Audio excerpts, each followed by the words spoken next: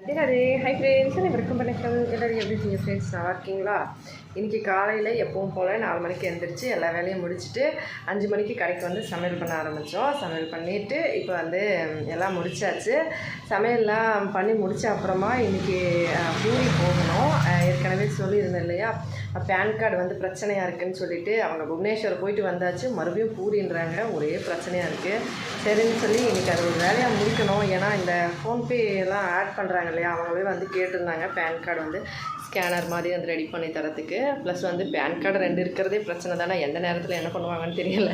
அதனால் வந்து சரி நம்ம கிளம்பலாம் அப்படின்னு சொல்லிட்டு இன்றைக்கி பிளான் பண்ணியிருக்கோம். அதுவும் புதன்கிழமை வியாபாரம் ரொம்ப நல்லாயிருக்கும். இப்போ என்னென்ன சமைச்சிருக்குன்னு சொல்லி பார்க்கலாம். ஃபஸ்ட்டு இட்லி வந்து இந்த அளவுக்கு இருக்குது. ஹஸ்பண்ட் வந்து அம்மாவையும் பசங்களையும் கூட்டிகிட்டு வரேன்னு சொல்லி கிளம்புறாரு. இவ்வளோ வந்து மீதி ஆகிடுச்சு. பட்டாணி குழம்பு வந்து இதில் பாதி தான் செஞ்சுருந்தேன், அதுவே வந்து இவ்வளோ மீதியாக இருக்குது. இட்லி வந்து 50 இட்லி ஊற்றுறதில்ல, கொஞ்சம் கம்மியாக தான் ஊற்றுறேன், அதுவும் மீதியாக இருக்குது. ஆக்சுவலாக புதன்கிழமை வந்து நிறையவே ரொம்ப வந்து வியாபாரம் டல்லாக தான் இருக்கும். போன வாரமும் அப்படி தான் இருந்தது. கேசரி வந்து இவ்வளோ அப்படியே இருக்குது. ஆக்சுவலி கொஞ்சமாக இதை எடுத்துகிட்டு வந்து நான் தான் டேஸ்ட் பண்ணுறதுக்காக சாப்பிட்டு பார்த்துருந்தேன். அதுக்கப்புறம் உளுந்து வடை, கார வடை, இதில் கொஞ்சம் இருக்குது. இது வந்து தேங்காய் சட்னி. அதுக்கப்புறம் சாம்பார் வந்து முருங்கைக்காய், கத்திரிக்காயெலாம் போட்டு நல்லா திக்காகவே நல்லா வச்சுருந்தேன் சாம்பாரும். இவ்வளோ தான் ஃப்ரெண்ட்ஸ். காலையில் ஃபுட்டு சமைச்சிருந்தது நான். இதெல்லாம் செஞ்சு வச்சுருந்தோம், ஆனால் வந்து அப்படியே நின்றுடுச்சு. நேற்று போட்ட அளவு இந்த வீடியோவில் போட்டுருந்தேன், பார்த்துருப்பீங்க. கொஞ்சம் தான் ஊற வச்சுருந்தேன், அதுவே இவ்வளோ நின்றுடுச்சு. கேசரியும் நான் டேஸ்ட் பண்ணதுக்காக சாப்பிட்டது தான். சரி, புதன்கிழமையாக அப்படி தான் ரொம்ப டல்லாக இருக்குது, என்னன்னு தெரியல. போன வாரமே புதன்கிழமை அப்படி தான் இருந்தது.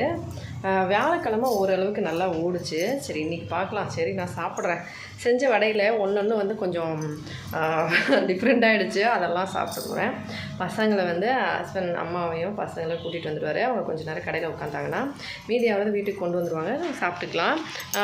கேஸும் இல்லை அப்படின்றதுனால நம்ம அட்ஜஸ்ட் பண்ணிடலாம் அப்படின்னு சொல்லிட்டு பிளான் பண்ணியிருக்கோம். இப்போ சாப்பிட்டுட்டு கிளம்ப போகிறோம். இப்போ வந்து 9:30 மணி கிட்டத்தட்ட ஆகிடுச்சு. 10 மணிக்குள்ளே கிளம்பலான்னு பிளான் பண்ணோம். வீட்டுக்கு போயிட்டு பேக்லாம் டாக்குமெண்ட்ஸ்லாம் எடுத்துகிட்டு கிளம்பணும். வீட்டில் இருந்து கிளம்பிட்டோம். சரியான வெயிலுங்க. சின்னவனை வந்து ஹெல்மெட் போட்டுகிட்டு உட்காந்துக்கிட்டான், அந்தளவுக்கு வெயில். பெரியவன் வந்து வேண்டான்னு சொல்லிட்டான், அதனால் இன்னொரு ஹெல்மெட்டை வந்து வண்டிக்குள்ளே வச்சுருக்கோம். வெயில் பாருங்கள், பார்த்தாலே தெரியும், பயங்கரமாக வெயில். அப்படியே வந்து அனல் காற்று வீசுகிற மாதிரி வீசுது. என்ன ஆகும்னு தெரியல. ஈவினிங் மழை வருமா என்னன்னு சொல்லி முடியலை, அவ்வளோ வெயில். அதுக்கப்புறம் ஹஸ்பண்ட், நான், பசங்க 2 பேரும் வந்தாங்க. 4 பேரும் கிளம்பியிருந்தோம். வழி ஃபுல்லாக இப்படி தான் இருக்கும். இதில் இது வந்து இன்னொரு வழி ஊருக்குள்ளே இருக்குது. எந்த பக்கம் வந்தாலும் பூரிக்கு வந்து கண்டிப்பாக 50 கிலோமீட்டர் கிட்டத்தட்ட மேலேயே வந்துடும். ஏன்னா நாங்கள் எங்கள் வீட்டானந்து வரத்துக்கு 20 கிலோமீட்டர் கிட்டத்தட்ட இருக்கும். இங்கேருந்து எங்கள் வீட்டாண்டுக்கே ஒரு 18 கிலோமீட்டர் போல். மறுபடியும் அங்கேருந்து அவ்வளோ கிலோமீட்டர்ஸ்னும் போது கணக்கு போட்டாலே தெரியும், 50 கிலோமீட்டர் கிட்டத்தட்ட வந்துடும். அப்புறம் இதுதான் சகிகோபால். இந்த இடம் நிறைய வீடியோஸில் நான் ஆல்ரெடி காமிச்சிருப்பேன், பார்த்துருப்பீங்க. ஹாஸ்பிட்டல் நானும் பசங்களும் வந்து அடிக்கடி இங்கே வந்திருக்கோம் பஸ்ஸில். இந்த இடம் தான் பஸ்ஸில் வந்து இந்த பிரிட்ஜாண்ட வந்து இறங்கிட்டு அந்த பிரிட்ஜு சந்துக்குள்ளே வந்து போவோம் இல்லைங்களா, அந்த இடம் தான் இது. ஆக்சுவலாக இது பிப்பிலி சைடு வந்துட்டு நாங்கள் வந்து அதுக்கப்புறமா பூரி வரதுனால சுற்று மாதிரி, ஆனால் வந்து வேறு வழியும் கிடையாது, 2 வழி தான். ஒன்று எங்கள் ஊர் பக்கம் வந்து வரணும், இன்னொன்று வந்து பிப்பிலி பக்கம் வரணும். வரும்போது வேணால் அந்த பக்கம் வந்துக்கலாம் நம்ம ஊர் சைடு அப்படின்னு சொல்லிட்டு பிப்பிலி சைடு வந்து கிளம்பியிருந்தோம். இதுதான் இந்தியன் பேங்க்கு சகிகோபாலில். நான் ஆல்ரெடி இந்த பேங்க்கு கூட வந்திருந்தப்போ வீடியோ எடுத்து அப்லோட் பண்ணியிருந்தேன், என்னோடய KYC எல்லாம் அப்டேட் பண்ணுறதுக்கு. அப்புறம் இங்கே தான் பஸ்ஸில் இறங்கி இந்த பக்கம் சந்துக்குள்ளே தான் இறங்கி நடந்து அந்த பக்கம் போவோம். அந்த இடம் தான் இது. அதுக்கப்புறம் இது வந்து மாலத்திப்பட்டப்பூர்னு சொல்லுவாங்க. ட்ரெயினில் வரும்போது பூரி கிட்டே வரும்போது இந்த இடத்துல இல்லைனா சகிகோபால் 2 இடத்துல ஏதாவது ஒரு இடத்துல பை மிஸ்டேக்கில் சிக்னல் போட்டால் நிப்பாட்டுவாங்க சம்டைம்ஸு ட்ரெயின். அந்த இடம் தான் இது. அதுக்கப்புறம் வெல்கம் டு பூரின்னு போட்டிருக்காங்க பாருங்கள். பூரி வந்தாச்சு. ரொம்ப வெயில் ஜாஸ்தியாக இருக்குது, என்னென்னே தெரியலை. ஆக்சுவலாக முந்தானேத்தெல்லாம் சரியான மழை இருந்தது. இப்போ ஒரு 2-3 நாளாக வந்து பயங்கர மழை. இப்போ என்னன்னு தெரியலை, இவ்வளோ வெயிலாக இருக்குது. அதுக்கப்புறம் பட்டமாமங்கலா கோவில் பக்கத்தில் வந்துட்டோம். பூரி வந்திருக்கும் போது நான் கூட வீடியோ எடுத்து அப்லோட் பண்ணியிருப்பேன், பார்த்துருப்பீங்க. இதுதான் வந்து அம்மன் கோவில். வட்டமங்கலான்னு சொல்லுவாங்க. அதாவது பூரி போகிறதுக்கு முன்னாடி வழியில் இருப்பாங்க மங்களாமா அப்படின்னு சொல்லுவாங்க. கோவிலில் பார்த்திங்கன்னா தெரியும். இங்கே வந்து மாமங்களா. நான் நிறைய வீடியோஸில் கூட அப்லோட் பண்ணியிருப்பேன். இப்போ வந்து பூரி கிட்டத்தட்ட வந்துட்டோம். அதுக்கப்புறம் இங்கேருந்து இன்னும் கொஞ்சம் தூரம். இதுக்கப்புறம் வந்து எந்த பக்கம் ஆஃபீஸ் இருக்குதுன்னு எங்களுக்கு கன்ஃபார்மாக தெரியாது. அதனால் வந்து மேப் ஆன் பண்ணிவிட்டு கிளம்புனோம். ஆக்சுவலாக ஹஸ்பண்ட் வந்து ரொம்ப வருஷமாக 22 வருஷம் கிட்டத்தட்ட சென்னையிலே இருந்ததுனால அவருக்கு அந்தளவுக்கு வந்து ஒடிஷாவில் வந்து அவரோட சொந்த இடம்லாம் தெரியும். இந்த இன்கம் டேக்ஸ்லாம் நாங்கள் வந்ததே இல்லை. நாங்கள் என்ன இன்கம் டேக்ஸை வந்து கட்ட போகிறோம், அதனால் வந்து வரது கிடையாது. அதோடு வந்து இந்த இடமெல்லாம் தெரியாது. சென்னையில் அவருக்கு மோஸ்ட்லி எல்லா இடமும் தெரியும். நம்ம எந்த இடத்துல இருந்தோம் அந்த இடம்லாம். ஆனால் இந்த இடம்லாம் அவருக்கு தெரியாது. அதனால் இங்கேருந்து நாங்கள் மேப் போட்டு வந்தோம். வந்துட்டு இங்கே வந்து அந்த ஆஃபீஸ்க்கு மேலே போகிறதுக்குள்ளே ரொம்ப வெயில் முடியலை. பசங்கள்லாம் ரொம்ப டயர்டாகிட்டாங்க. வேண்டான்னு சொன்னால் அவங்க கேட்கல. பூரின்னு சொன்னோடனே சரி கடலுக்கு வந்து சுற்றி பார்க்கணும் அப்படின்னு சொல்லிட்டு அடம் பிடிச்சி வந்துட்டாங்க. ஹஸ்பண்ட் வந்து சரி பசங்க வந்து ஆசையாக கேட்குறாங்க அப்படின்னு சொல்லிட்டு கூட்டிகிட்டு வந்துட்டார். அவருக்கு தான் வண்டி ஓட்ட ரொம்ப கஷ்டமாக இருந்துச்சு.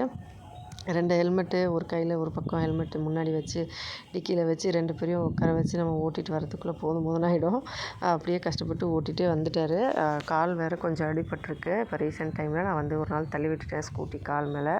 அன்றைக்கிலேருந்து சரின்னு சொல்லி இந்த ஏதாவது ஃபைன் கெயின் போட்டுருவாங்கன்னு சொல்லிட்டு பயத்திலே இருந்தோம். சரி இதை பார்த்துடலாம் ஒரு கை அப்படின்னு சொல்லிட்டு வந்துட்டோம்.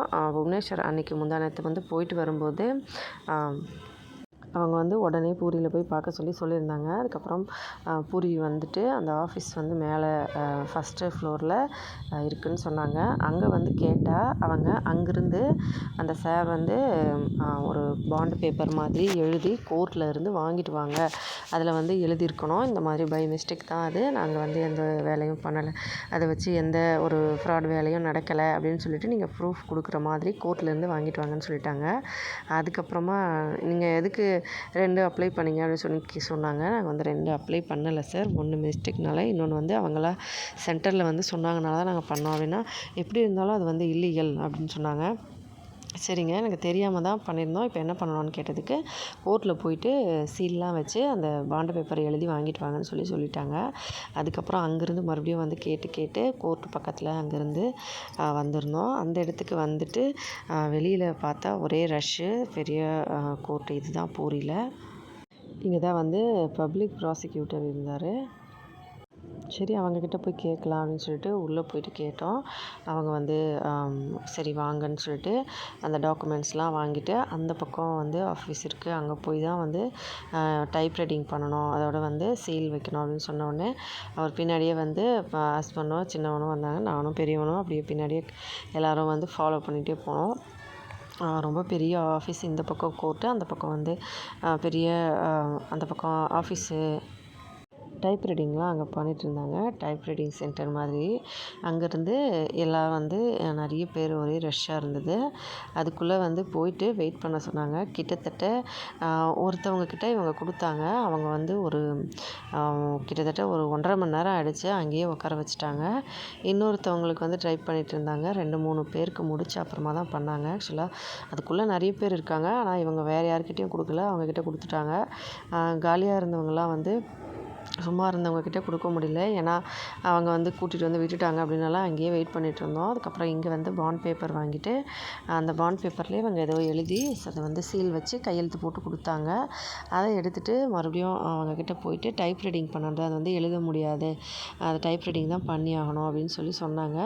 சரின்னு சொல்லிவிட்டு அங்கேருந்து கிளம்பி அந்த டைப் ரைட்டிங் பண்ண இடத்துக்கு அவங்களே கூட்டிகிட்டு போயிட்டு விட்டாங்க. அதுக்கப்புறம் 1.5 மணி நேரம் கிட்டத்தட்ட அவங்களுக்கு வேறு யாருக்கோ ஒருத்தவங்களுக்கு ஃபுல்லாக வந்து எழுதியெல்லாம் கொடுத்துட்டு இருந்தாங்க. ஆக்சுவலாக கோர்ட்டு, போலீஸ் ஸ்டேஷன் இதெல்லாம் பார்த்தாலே எனக்கு ரொம்ப பயம்.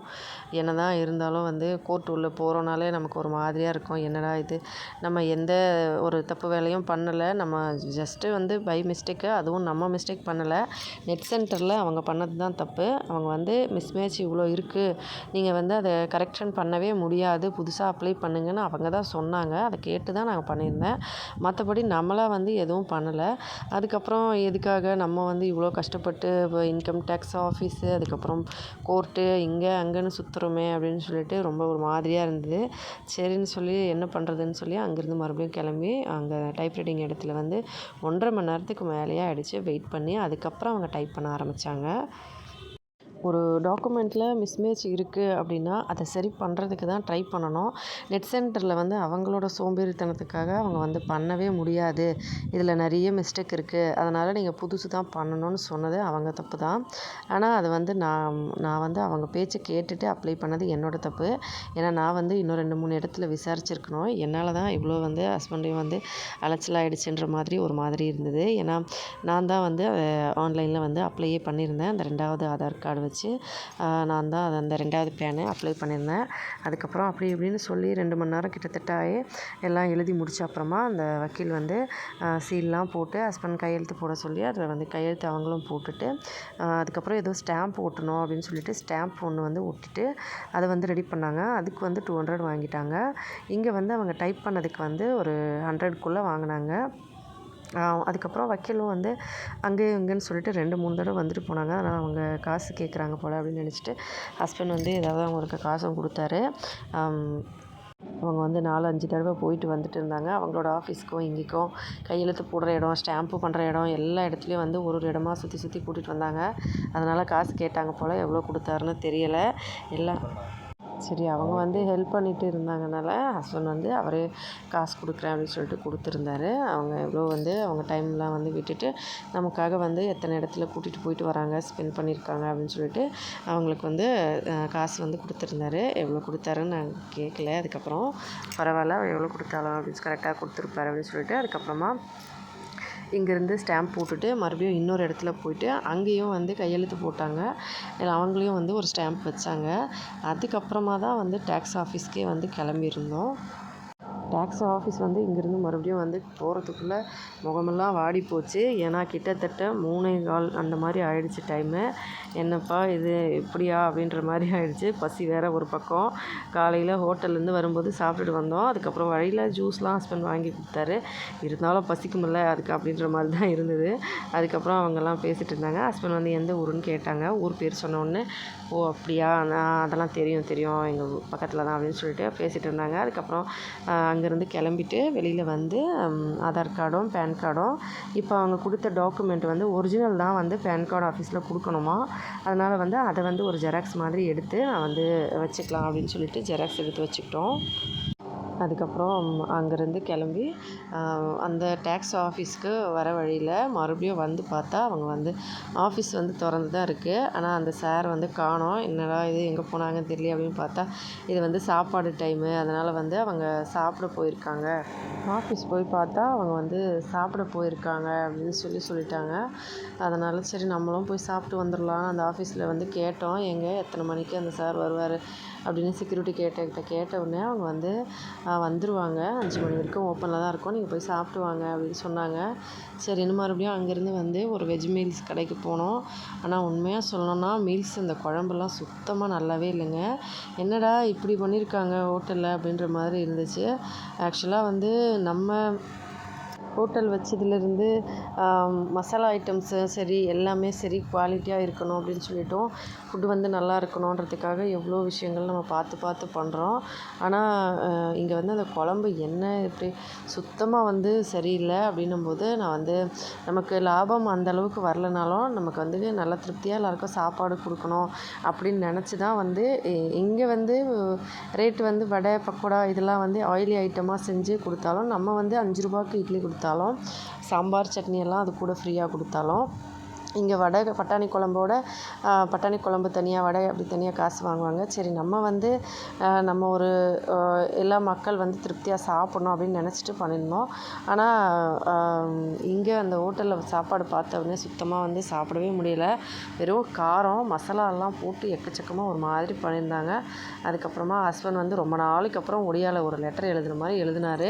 நான் வந்து ஆச்சரியமாக பார்த்துட்டு இருந்தேன், ஒடியா நல்லாவே கையெழுத்து வருது உங்களுக்கு அப்படின்னு.